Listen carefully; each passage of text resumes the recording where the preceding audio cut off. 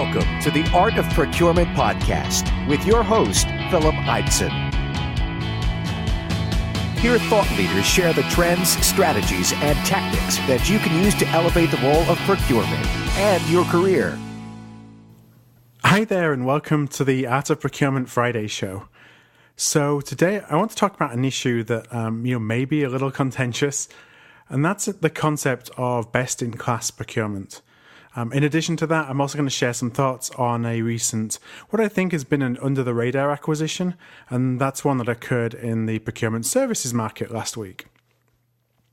So before I go into the show today, I do want to remind you that I've recently published a report called the 21 Tips to Help You Secure Your Dream Procurement Job.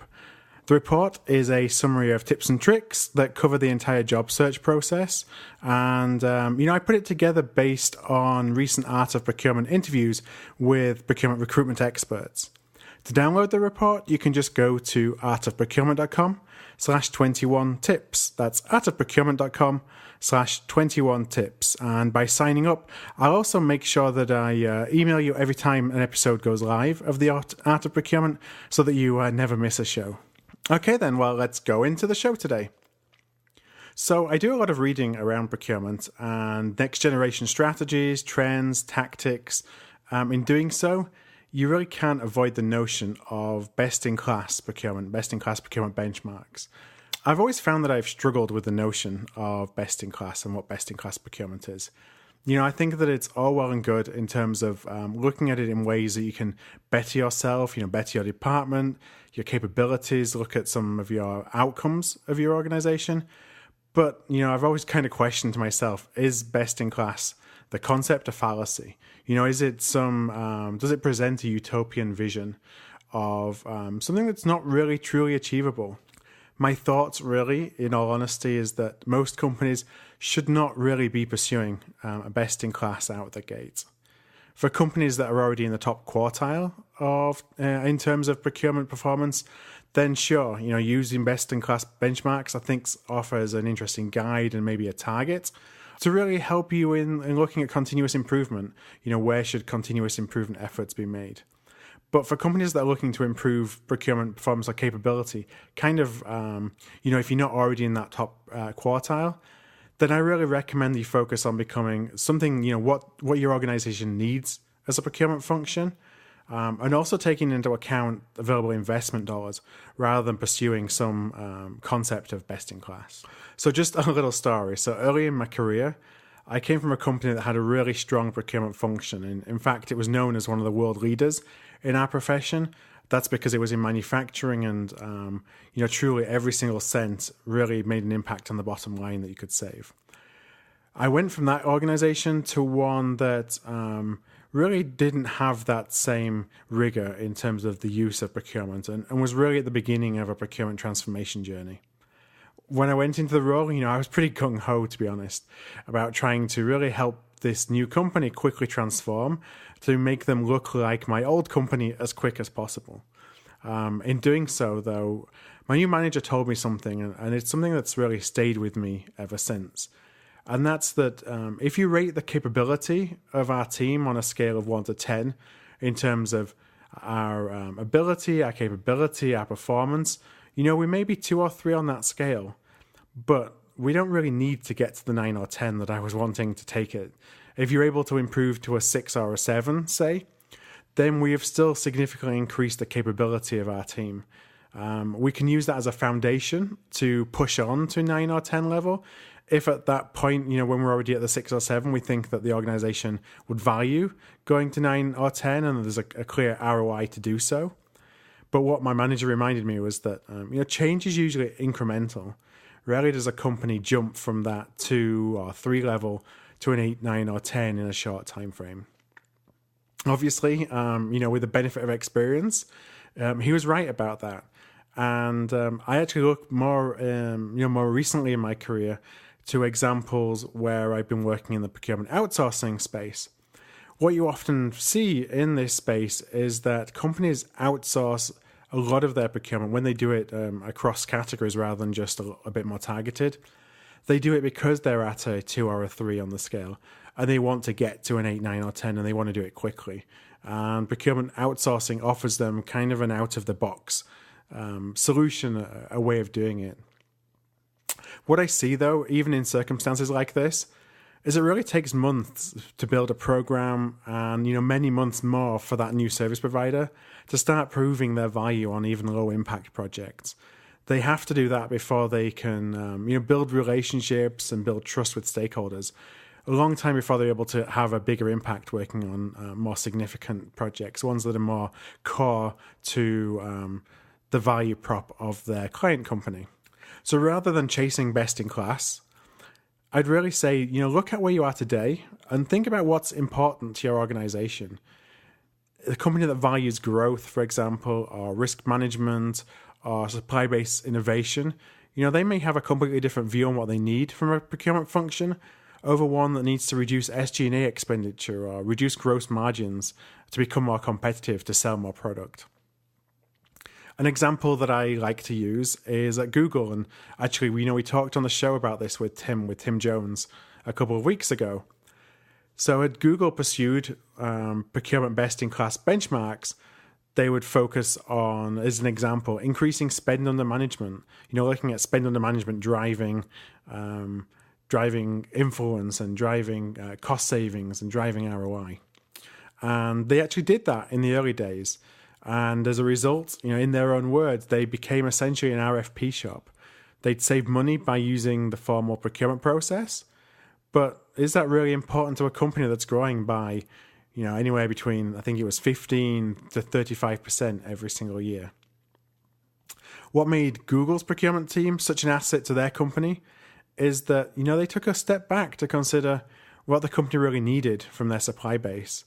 In Google's case, it was to lever the supply base to fuel the growth of the company and to bring in outside innovation.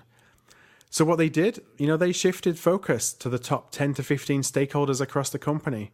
And remember, this is a company of 60,000 employees.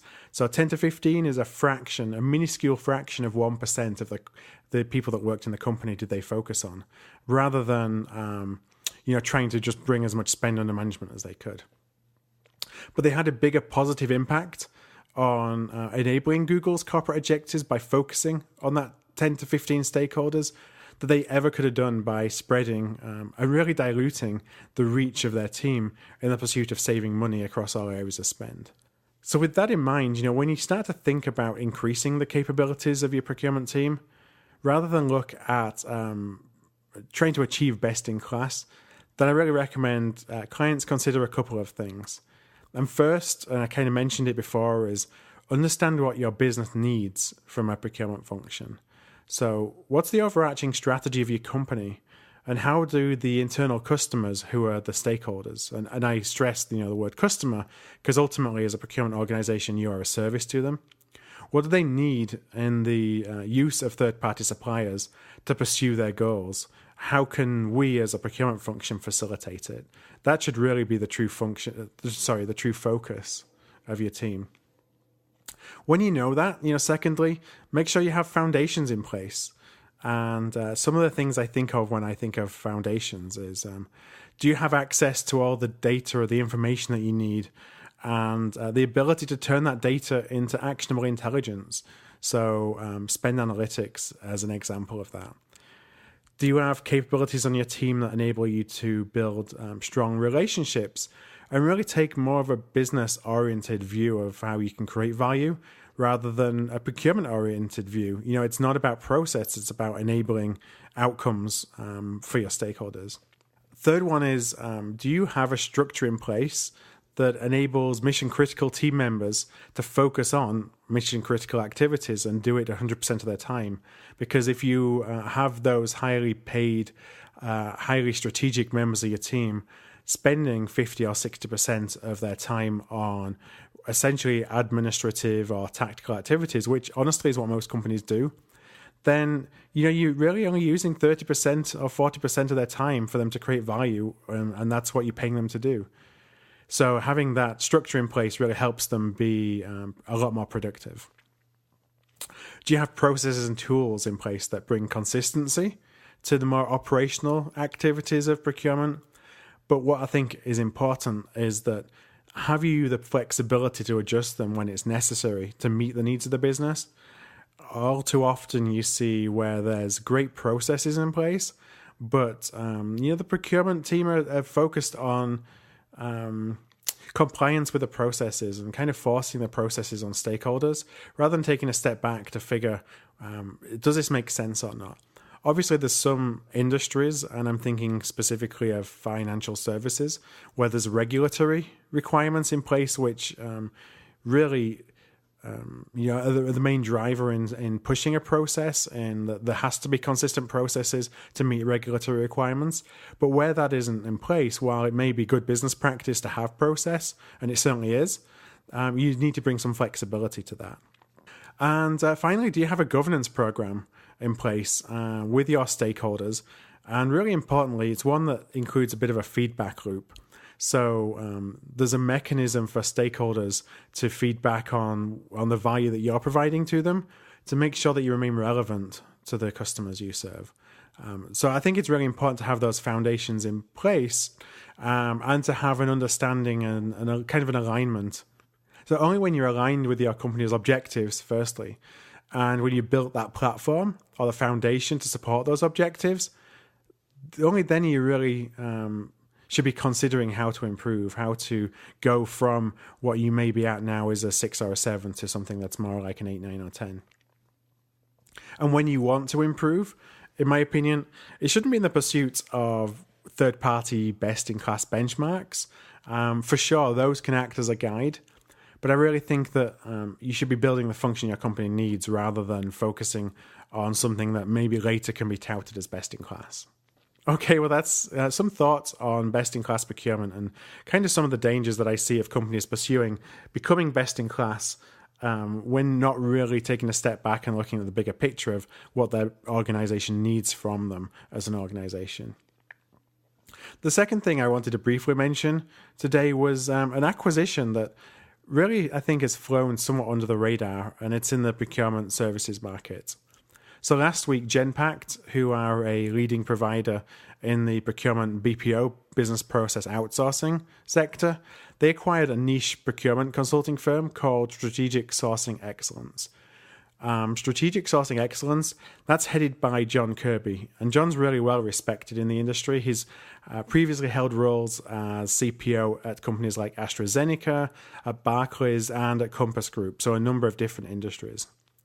On the other hand, Genpact, well, that's really built its reputation on its capabilities in the back office world.